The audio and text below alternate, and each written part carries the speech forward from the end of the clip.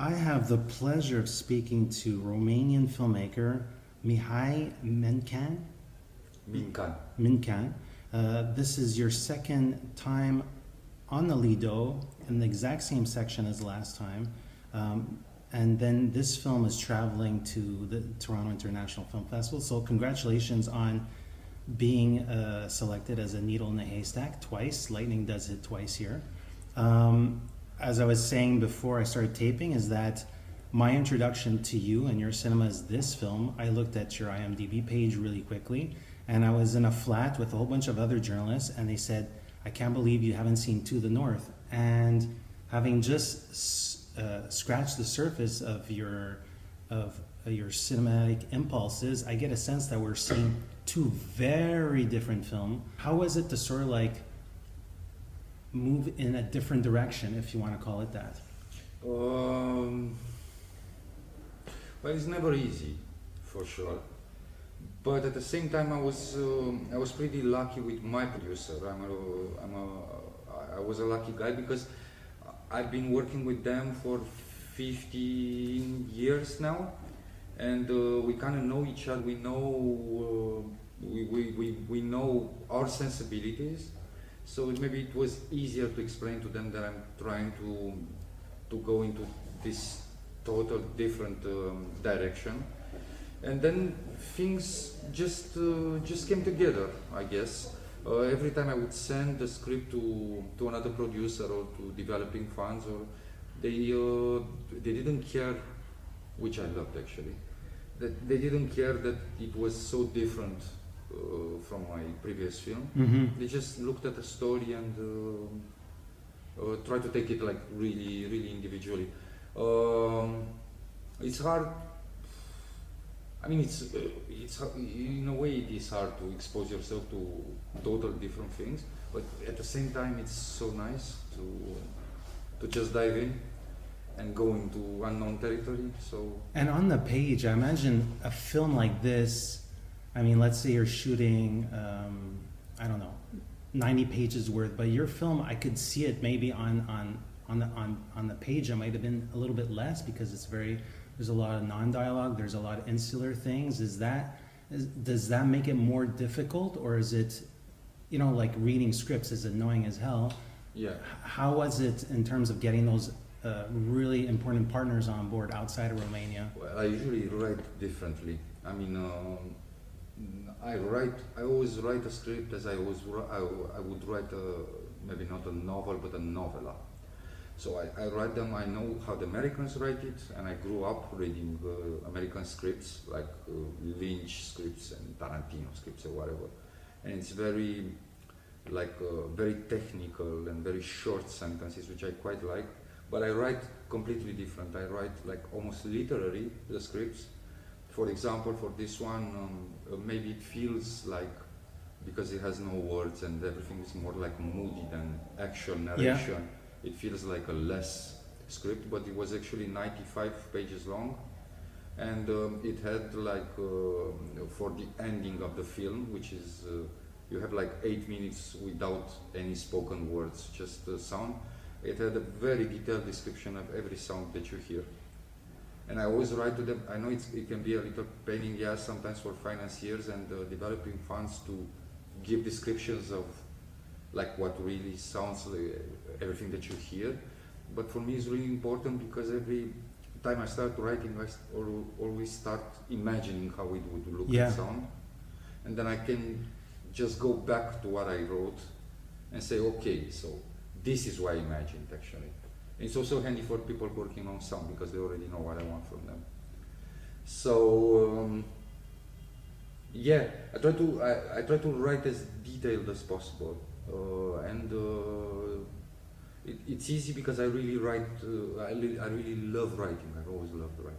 A film like this asks you to research behavior, which is not documented. I mean, you could see it in news reports and whatnot. So how did you feed your script? How did you fuel your script with the tangents of sort of like how policemen talk back then, How do people talk to each other? Was there a little bit of a research aspect to it, or did you really go into your collective memory? Most of it was collective memory. I mean, I know. You're right. I was 9. I was actually 1 year younger than the protagonist in this film. She's 10. But I have very, very, very vivid memories about that. Because I wasn't like 4 or 5. I wasn't a small boy. I was already like pre-adult, becoming like a big child, you know. Yeah. And I was very conscious of the world I was living in. Maybe I wasn't understanding a lot, like subtext, but I could. I remember very well the color of those years. Yeah. And I remember very well how it sounded, the way it looked, the way people looked, their faces, the way everybody smoked, little gestures here and there, the way your footsteps would sound on most of the apartments would have linoleum on it. And it had a very specific sound, like linoleum over cement, the way your footsteps would sound. So I have this part, which is like the strictly autobiographical, but not memories in the sense of feeling. Yeah, sensorial too. Yes. Yeah. Very sensorial. I remember most like colors, textures, not words per se, or happenings per se, you know. And the other part, I mean, how would the police react to that? I studied a lot. I researched a lot.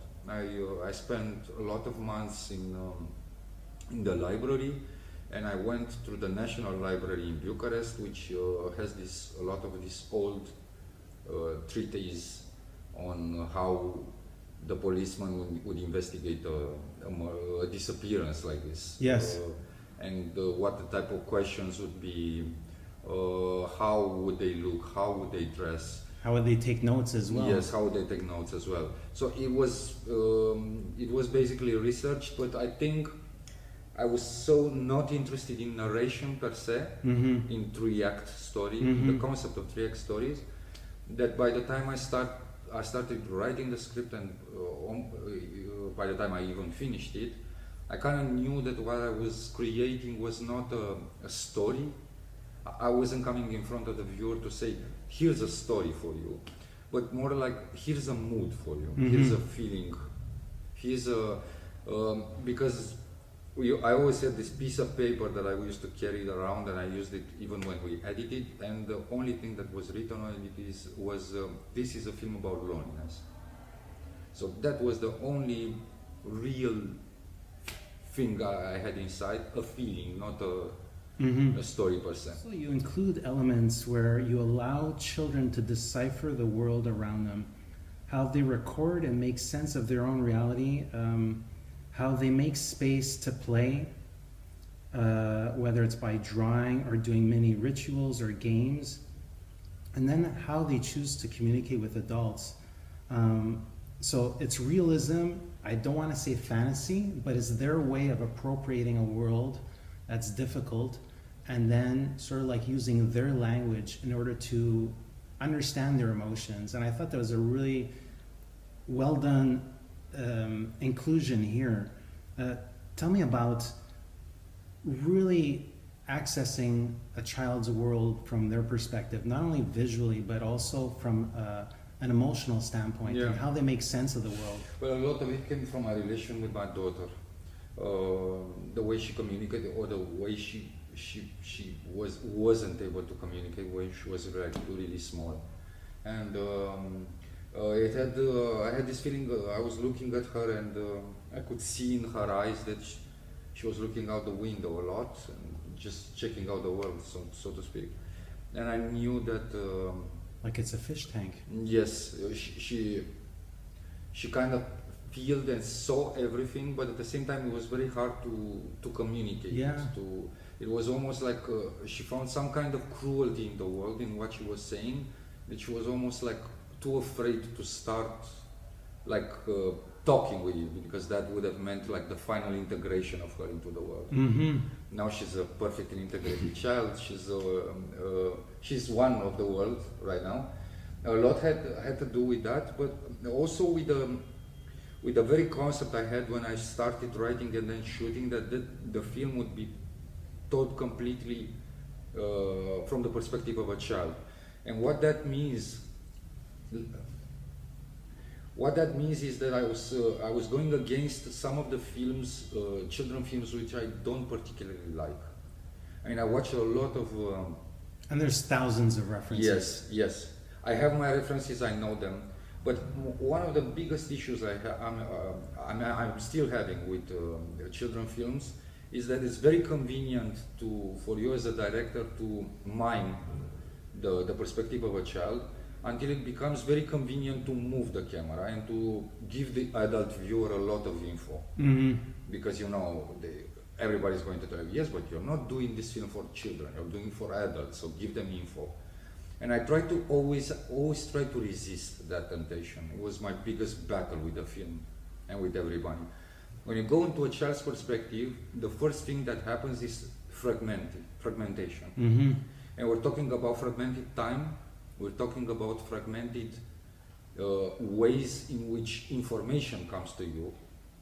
I mean, in an ideal thriller film, like A Disappearance of a Daughter, you would see the little girl with the parents at the police station, and you would get information and information. But in real life, a child wouldn't be there, right? Mm-hmm.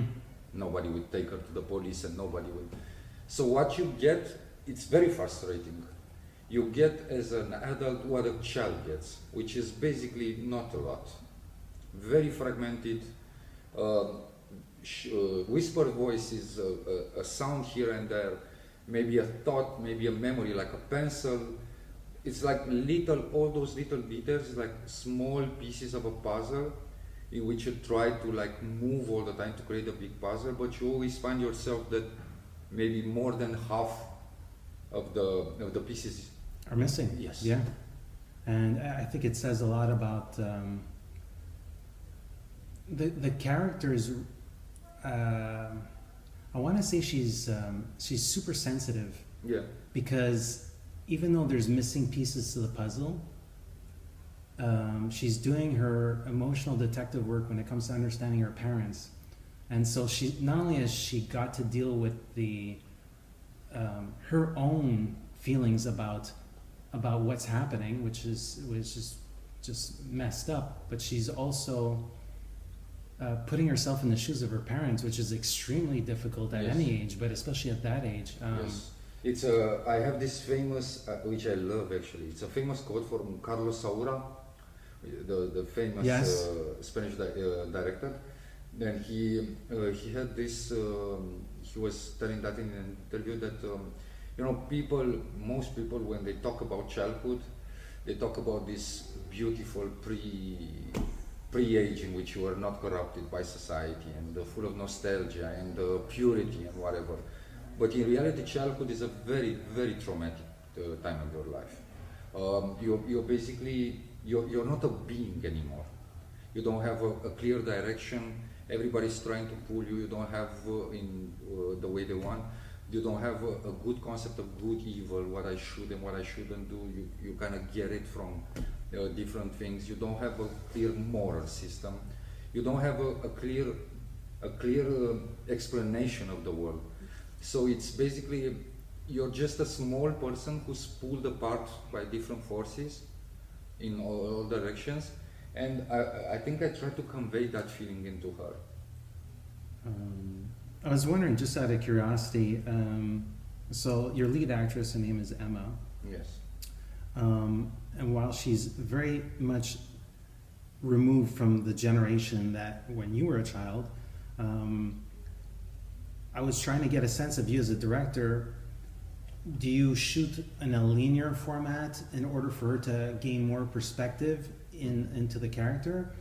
Or do you assign different exercises with her to sort of like take her into a path of understanding of what that era is? Yeah. Because Well, we didn't rehearse. okay. Nothing. And I don't believe in exercises. I'm not a big believer. It's like, what's that, kindergarten? No. What I did with Emma, because I was very aware of this thing, I was 9 in 1989. She was 10, but she was 10 in 2024. She's a child of 2010s. Very different world. But what united us and what made this film possible is that the film is not about 1989. It's about loneliness. And that's a feeling that you can talk with a child about. And you can say, okay, I was lonely. I was feeling lonely back then. And here is how I was feeling. And here is why I was feeling like that. Did you ever feel lonely like that? And as soon as she said yes, and we talked about feeling lonely, we understood something that's people know, but they tend to forget. That loneliness is the same for us, for all of us. And it doesn't matter the year, hour. So what united was not the historical, she It's saw irrelevant. she saw 1989 as I would see now the French Revolution. You know, it's something happened, it's in history books, it's far away from her. But loneliness and other things like death, we talked a lot about that. We talked a lot about important persons from your life that disappear forever. We talked a lot about the regret of not being able to say something to somebody who disappeared. And as soon as we hit that spot in which we talk about those kind of things, it was so much easier after that. I do believe, I trust more this kind of finding the right feeling than playing games or rehearsing a lot with her and trying to say, no, that's not. In 1989 it would have been like... I hear you. Yes.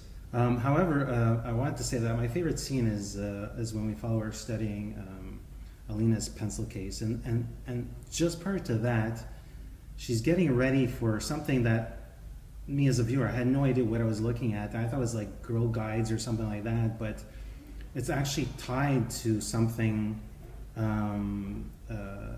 It's almost like a sort of like political movement for the youth. Yeah. I want to say. The pioneers. Yeah, and so that was new to me. I was not aware of that. Yeah. What was your memory of that, and how it served people back then?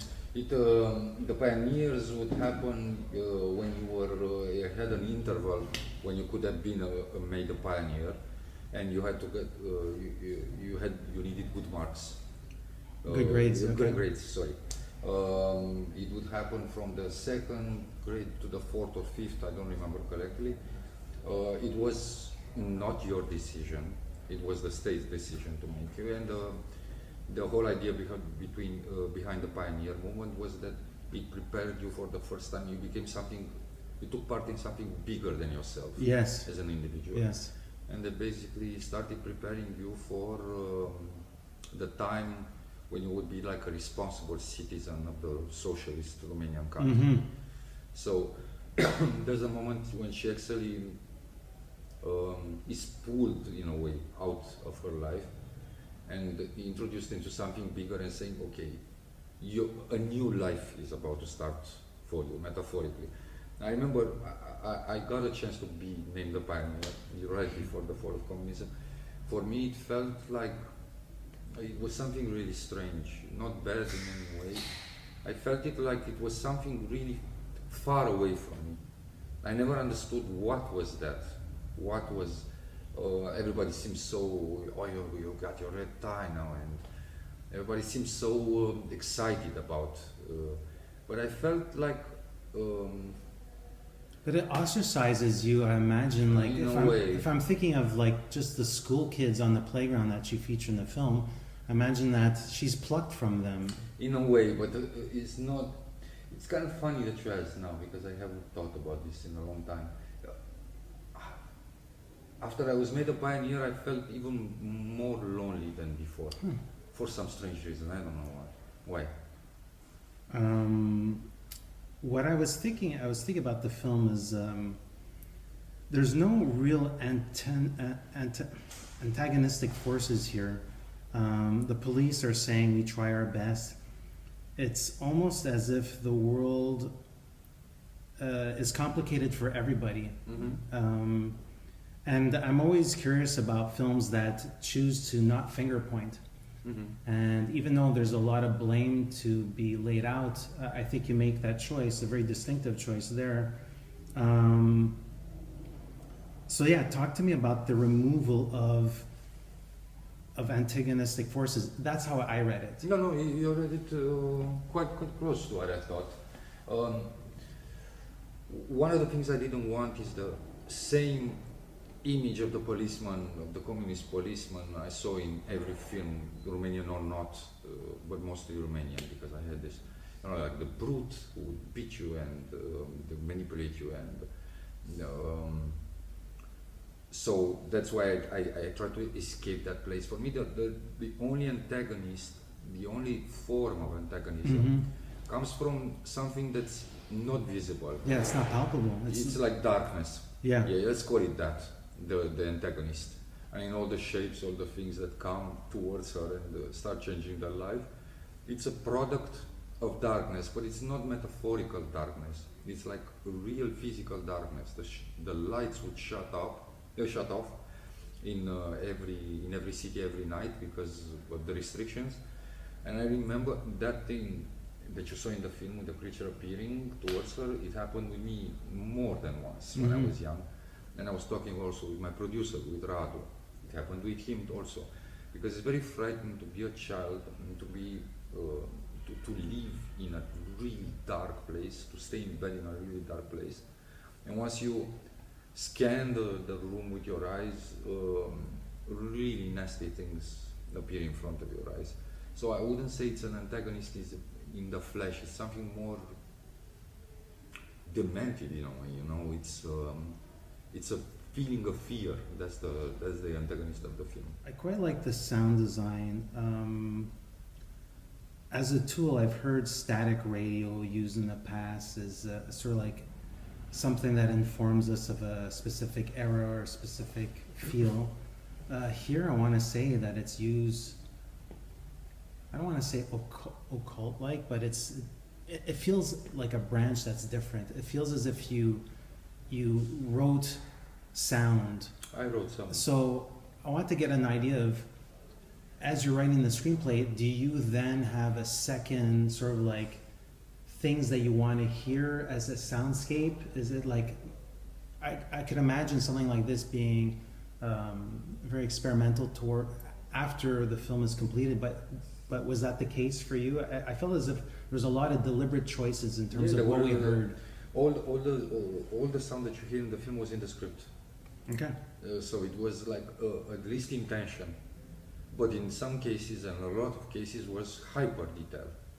I mean, exactly what you hear. So I knew. I'm always, when I'm imagining a world, I hear it also. You know, I used a lot of things, and I know what I like that word actually, occult. You know, radio for me. Transistor radio. Let's talk about radio, for example. So you kind of get a feeling why is there and why I think occult is a good word. I have these memories. I was waking up at 6 o'clock in the morning, and I used to live with my parents in a town in Transylvania when it was like 8 months a year. It was like cold. Winters were very long, and we used to, of course, walk 30 minutes to school. And I remember those mornings in which I used to wake up. I would find my father in the kitchen smoking and drinking coffee in the morning, and there was nothing else except the radio. And the radio was always turned on. They would listen to the morning news or whatever, and I would look through the window outside. It was completely pitch dark. You wouldn't see anything. No light, no light on the streets, no light in the apartments. So it's total darkness. And I always had this feeling of the voice inside of a radio. To me, it felt, as a child, it felt really frightening because it was a voice without a face. Yes. You know, it was something coming from that radio, like a voice saying things, but you didn't know the face, you didn't know the person behind that. It was just like emitting by its own. And I always remained with that feeling every time I hear with the radio, you know, like the voice without a face. So when you hear that in the film, as you saw it, it brings this feeling of like a radio static moving from one place, like almost like guiding, something invisible guiding. So yeah, I like the word occult. I'm jealous that I haven't used it myself until now. I just wanted to say chapeau or hats off for the inclusion. I quite like it, the idea of the walnut. I won't spoil anything in this interview. And I also quite like the film title, which is elaborated on ever so slightly, but it's sort of like there's a lot of metaphor, allegories that you can remove from that in terms of other subtext or subjects that you're covering here. So I quite like those choices. You've made two major features back to back almost, not a lot of time in between. I do remember seeing this, I think it was part of the Torino Film Lab. Mm-hmm. That's like quite recent, so I'm getting a sense that you're perhaps in full proportion and ready for the next project. Mm-hmm. I don't want to necessarily know what you're building on next, but what are some sensibilities, what are some themes, or like, I don't even want to know genre or the story, but what are things that you know, you're a world citizen, you're an artist, what are things that concern you right now, that you're thinking about, and that might be incorporated in a project regardless of what it is? Yeah, I know it's equal propulsion, and you talk about back to back, but I feel like I would do it even faster. Yeah. Maybe I would do a film. The way I work, I would do a film not every year, but maybe once or 2 years. So that's one of the things that I want to do, like make more direct films. What I know is that it won't be a time period. It would be very contemporary. Yeah. The next one. Yeah. I have an idea. I haven't written anything yet, but I have an idea. And the things that matter to me most right now is and what this idea revolves around. It's almost like the fragility, and almost like financial fragility of all our generations. And yet this idea of something happening to you which requires some kind of money that you have to pay for it, and you find yourself in a desperate situation all of a sudden. I like this. What I think the most these days is people without safety nets. Mm-hmm. I think it's one of the major themes in the world right now. Almost every person I know from Romania doesn't have a safety net. Mm-hmm. We're working like a lot, we're working crazy, but it's super unpredictable, and we find ourselves alone, like in this film. We're talking about loneliness. I'm going to try something around that.